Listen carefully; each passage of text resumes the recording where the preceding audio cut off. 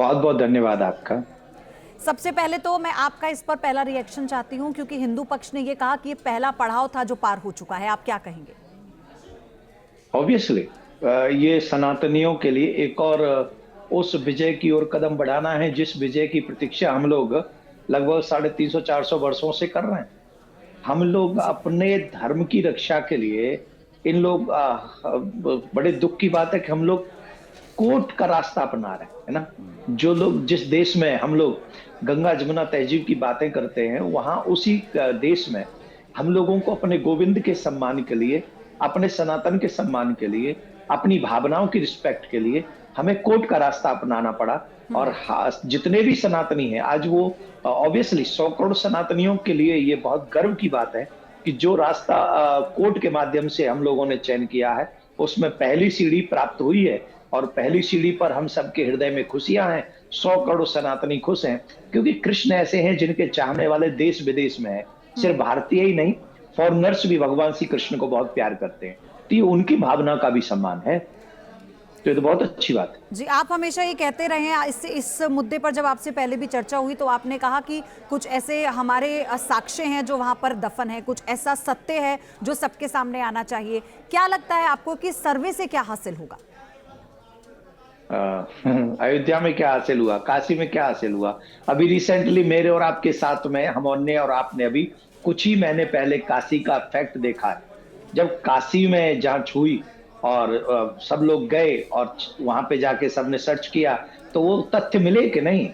सनातनियों को प्रसन्न होने, जो सनातनी बार बार कई सालों से कहते चले आ रहे हैं कि ये काशी विश्वनाथ की है, वो सत्य हुआ कि नहीं? वो झूठ तो नहीं था ना, वो असत्य तो नहीं था ना, मतलब कहने में दम था ना। तो वही सत्य, वही सब कुछ, मैं आज पूर्ण कॉन्फिडेंस के साथ ये कह सकता हूं कि वही सारा सत्य हमें भगवान श्री कृष्ण की जन्मभूमि में उस ईदगाह में देखने को मिलेगा। मुझे तो ये भी बताया गया है कि उनको मिटाने का भी प्रयास लोग कर रहे हैं, पर वो मिटा भी नहीं सकते, इतने तथ्य वहां मौजूद हैं। तो हम लोगों को ये पहला चरण है और मुस्कुराने की बारी बहुत नजदीक है और हम सब मुस्कुरा सकेंगे फिर से। अच्छा देवकीनंदन जी, एक और बात मुझे बताइए कि जो ये कमीशन सर्वे की बात कोर्ट की तरफ से कही गई है, 18 तारीख को तो ये तय हो जाएगा कि कितने इसके मेंबर होंगे, कैसे होगा। तो मैं आपसे समझना चाह रही हूँ किस तर्ज पर आप चाहते हैं कि जैसे कोर्ट कमिश्नर ने ज्ञानवापी में किया उसी तरह से ये होगा पहले प्रक्रिया, या सीधा एएसआई का इन्वॉल्वमेंट इसमें होगा? नहीं, हम तो चाहते जिसमें कोर्ट सुविधाजनक अपनी स्थिति को समझे, कोर्ट को जिसमें यह लगे कि किसी भी भावना को, किसी की भावना को हम हर्ट नहीं कर रहे हैं, जिसमें उन्हें सहूलियत मिले वो होना चाहिए। पर सर्वे होना चाहिए। सर्वे इसलिए होना चाहिए, मैं ये नहीं कह रहा हूं कि सारे हिंदूवादी नेता जाके वहां सर्वे करें, बिल्कुल भी नहीं कह रहा हूं। हम तो कह रहे हैं हम पे बैन कर दो, हम लोग उन दिनों में उस तरफ जाए भी नहीं, ऐसा बैन हम लोगों के ऊपर कर दो, कोई प्रॉब्लम नहीं है। हाँ। पर वहां जो जांच कमेटी जाए, वहां जो जांच कमेटी जाएगी वो तो कोर्ट के संरक्षण में ही जाएगी। हाँ। चाहे एआई जाए, चाहे वो कोर्ट के कोई मेंबरान जाए, वो वहां का सत्य उस कैमरे में शूट करके लाएंगे ही लाएंगे। जो वहां छिपा हुआ है, जो दर्द हम सबके मन में है, वो सत्य सामने आ जाएगा, इसमें कोई संशय नहीं। मुस्लिम पक्ष ने यानी दूसरे पक्ष ने कोर्ट से कहा कि हम सुप्रीम कोर्ट जाएंगे इस मामले में। तो कोर्ट ने कहा कि भाई आपके पास विकल्प है, आपका अधिकार है, आप जाइए। इससे पहले भी हमने देखा ज्ञानवापी में भी यही हुआ। क्या आपको लगता है इससे इतर राम मंदिर के बाद काशी और मथुरा मसले पर मुस्लिम पक्ष बैठकर बातचीत कर सकता था? ये एक विकल्प है, हमें एक देश में रहना है, एक सद्भावना के साथ हम रहते हैं, तो क्या ये भी एक जरिया हो सकता है, हो सकता था?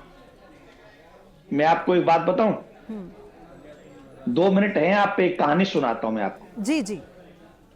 दो भाई थे, किसान भाई थे, और दो भाई थे, किसान भाई थे, और वो किसान भाई लोग साथ में रहने लगे। शादी हुई तो बंटवारा हुआ। अब बंटवारा हुआ तो क्या हुआ कि एक कंबल था उन दोनों भाइयों पे और एक भैंस थी। तो बड़ा भाई बड़ा माइंडेड था, मतलब बड़ा भाई, मैं यहाँ पे आप उल्टा कर लो, छोटा भाई बड़ा इंटेलिजेंट था। हाँ। बड़े भाई को सीधी सीधी बात मानता था वो ठीक है। तो छोटे भाई ने कहा देखो भाई एक कंबल है। बोले हाँ। तो बोले दिन में तो तुम्हारा, मतलब दिन में कंबल बड़े भाई का और रात में कंबल मेरा। बोले ठीक है। बड़े भाई ने कहा ओके। अब फिर आई भैंस की बांटने की बारी। तो जब भैंस की बांटने की बारी आई तो उसने, छोटे भाई ने कहा कि आगे आगे से भैंस तुम्हारी। और पीछे पीछे से भैंस हमारी। इसका मतलब है कि रात में ठंड पड़ेगी तो कंबल मेरा, और जब दूध काटने की बारी आएगी तो भैंस मेरी।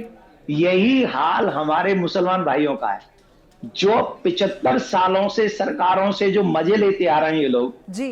माइनॉरिटी के नाम पे, हर चीज के नाम पे, वो तो भाईचारा है, वो भाईचारा है। लेकिन जब आप मथुरा की बात करोगे तो भाईचारा नहीं है, जब आप अयोध्या की बात करोगे तो भाईचारा नहीं है। फिर तो जिसकी लाठी उसकी भैंस तो नहीं चलेगा ना इस देश में। मथुरा में हमारे कृष्ण रहते हैं आज भी, इससे कोई जुटला नहीं सकता। अच्छा, तो उनका फिर कोई देवकीनंदन जी, फिर डर क्यों रहा है दूसरा पक्ष? किस बात का डर है? साक्ष्य मिल जाएंगे इस बात का डर है? ज्ञानवापी में भी यही हुआ, और फिर जो राम मंदिर के मामले में हुआ, क्या लगता है आपको? देखो, उनको दूध चाहिए, भैंस को न्यार नहीं खिलाना उन्हें। वो भाईचारा तो अपने फायदे के लिए चाहते हैं, बाकी का तो उनका टारगेट कुछ और है। पर हम इस बात पे नहीं जाएंगे। हम ये कहेंगे, चोर हमेशा डरता है, वो कभी बैठ के बात नहीं करना चाहता। वो कहता है भैया जो मैं कह रहा हूं वही सही है। नहीं, तो उनके मन में कोई चोर होगा। आपको ये लगता है कि दूसरा जो पक्ष है वो बार बार याचिका लगाकर इस मामले को भी अटकाने, भटकाने, लटकाने की कोशिश करता है? टाल रहा है। वो चाहता है कि जितनी देर इनके भगवान का, इनके धर्म का, इनकी भावनाओं का अपमान हो सके उतनी देर करो। जानते तो वो भी है भीतर से, जब कोर्ट में चीज चल रही है तो वो जीतेंगे नहीं, क्योंकि सारे जो साक्ष्य हैं वो तो हमारे पक्ष में। भाई, मेरे राम जी अयोध्या है, मेरे पास साक्ष्य है। काशी में भोलेनाथ रहते ही मेरे पास साक्ष्य है। मथुरा में कृष्ण हैं, आए थे, अभी है, ये हमारे पास साक्ष्य है। फिर उनका तो कोई साक्ष्य ही नहीं। उनकी कुरान में कोई सबूत हो तो बता दे, वो हमें नहीं है। तो जब नहीं है और फिर भी लड़ना है तो मतलब 100 करोड़ लोगों को एक तरफ तुम बोलते हो भाई है और दूसरी तरफ तुम उनकी भावना के साथ खिलवाड़ कर रहे हो, तो ये सब नहीं चलेगा। और वो लेट करने का विषय है मेरे प्यारे, पर लेट करेंगे तो कितना करेंगे? सुप्रीम कोर्ट भी तो निर्णय का, लेकिन देवकीनंदन जी, ये तो कहा गया है कि देर से मिला न्याय भी अन्याय के बराबर होता है। आपको ऐसा लगता है कि जितना वक्त राम मंदिर के लिए लग गया था, आपको लगता है कि उतना वक्त क्या कृष्ण की जन्मभूमि में भी लग जाएगा? नहीं लगेगा। मैं आपको विश्वास से कहता हूं, नहीं लगेगा। आज मैं वृंदावन में बैठा हूं, जहां से मैं आपसे बात कर रहा हूं, और मैं खुद नहीं बोल रहा हूं, मुझे कहीं ना कहीं ठाकुर जी प्रेरणा दे रहे हैं। मैं आपको सच बोल रहा हूं, जितनी लड़ाई राम मंदिर के लिए लड़ी है उतनी लड़ाई हमें कृष्ण मंदिर के लिए नहीं लड़नी पड़ेगी। उसके पीछे रीजन भी है, वो तथ्य भी है, और सब चीजें भी है। और एक सबसे प्लस पॉइंट पता है क्या है? प्लस पॉइंट यह है कि आज सनातनी उतना सोया हुआ नहीं है जितना उस समय सोया हुआ है।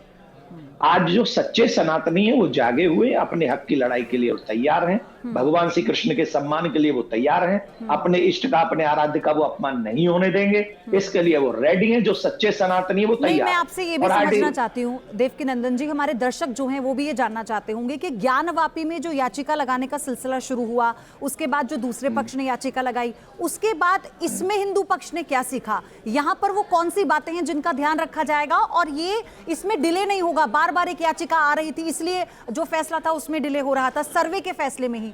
तो यहाँ पर क्या सीखा हिंदू पक्ष ने जिससे हमें लगता है कि जल्द से जल्द इस मामले को आगे बढ़ाया जाएगा? आप पे एक बात बताइए, अभी जो जांच के ऑर्डर आए हाई कोर्ट के, इतनी जल्दी किसी पे भी नहीं आए थे जितनी जल्दी अभी हाई कोर्ट से आ गए। हाँ। और इसके आगे अगर ये सुप्रीम कोर्ट जाएंगे तो सुप्रीम कोर्ट से भी हम लोग तो एक ही बात कह रहे हैं, आप पूरी न्याय प्रणाली कंप्लीट करिए, पर डे बाय डे इसकी सुनवाई करिए। हम तो एक ही बात चाहते हैं, इसको डिले मत करिए, डे बाय डे इसकी सुनवाई करिए। अगर हम गलत तथ्य पेश कर रहे हैं तो हमें कहिए ना आप गलत हो, अगर वो गलत तथ्य पेश कर रहे हैं तो वो गलत, लेकिन उसे ज्यादा लंबा मत खींचिए। वो आप वाली बात जो आपने अभी कही थोड़ी देर पहले, देर से मिला हुआ न्याय भी अन्याय है, और वो अन्याय हम नहीं चाहते। दूसरा पक्ष सुप्रीम कोर्ट जाता है और इस प्रक्रिया में और डिले हो जाता है तो फिर वही होगा जैसे ज्ञानवापी में हुआ। नहीं, लेकिन सुप्रीम कोर्ट से भी हम कहेंगे न्याय डे बाय डे सुनवाई करके हमें न्याय दिया जाए, जल्दी दिया जाए। इसके लिए तो हम कानून को तो अपने हाथ में नहीं ले सकते ना, जाएंगे तो हम कानून के रास्ते से। हाँ, एक चीज अच्छी होगी, इससे उनकी नीयत पता चलेगी।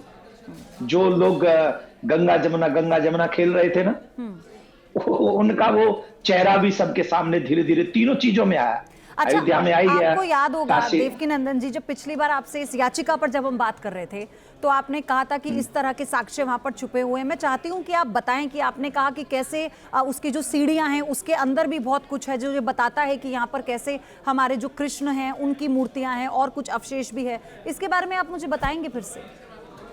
देखिए, मैंने आपको बताया था कि जामा मस्जिद की सीढ़ी जो आगरा में है, जिस पे अभी केस चल रहा है, अभी तारीख थी 11, अभी फिर उन्होंने 19 और 4 जनवरी दी है। इस केस को कॉन्टिन्यूसली हम लड़ रहे हैं और लड़ते रहेंगे, तब तक लड़ेंगे जब तक हमें न्याय नहीं मिल जाता। हम अपने भगवान का अपमान नहीं बर्दाश्त करेंगे। ये सब जानते थे। औरंगजेब ने मथुरा का मंदिर तोड़ा, वहां जो भी कीमती चीजें थी उनको लूटा और अनमोल चीजों को वहां से ले जाकर और भगवान की छवि, केशव देव जी की छवि को ले जाकर उन्होंने, औरंगजेब ने आगरा की जामा मस्जिद की सीढ़ी में गाड़ा। ये तो सब जानते हैं और ये मैं नहीं कह रहा हूं, ये मुस्लिम इतिहासकारों ने अपने किताबों में लिखा है और उन्हीं का कहा हुआ मैं बोल रहा हूं। अगर ये गलत है तो उनके मुस्लिम इतिहासकारों ने गलत लिखा, और अगर ये सही है तो मेरे भगवान का अपमान हम तो नहीं होने देंगे। वो भी भारत में, वो भी उत्तर प्रदेश में भी जहां जहां योगी राज है, योगी राज में भगवान श्री कृष्ण की छवियों के ऊपर पैर रखकर ये लोग नमाज पढ़ने जाएंगे। हम लोगों का ऐसा अपमान करेंगे ये लोग। लेकिन आपको भाईचारे की बात करते चैनलों पे बैठ के। आपको याद होगा कि राम मंदिर के बाद मुस्लिम पक्ष ने ये भी कहा कि चलिए एक चीज से तो हमने संतोष कर लिया, लेकिन आगे ऐसा नहीं होगा।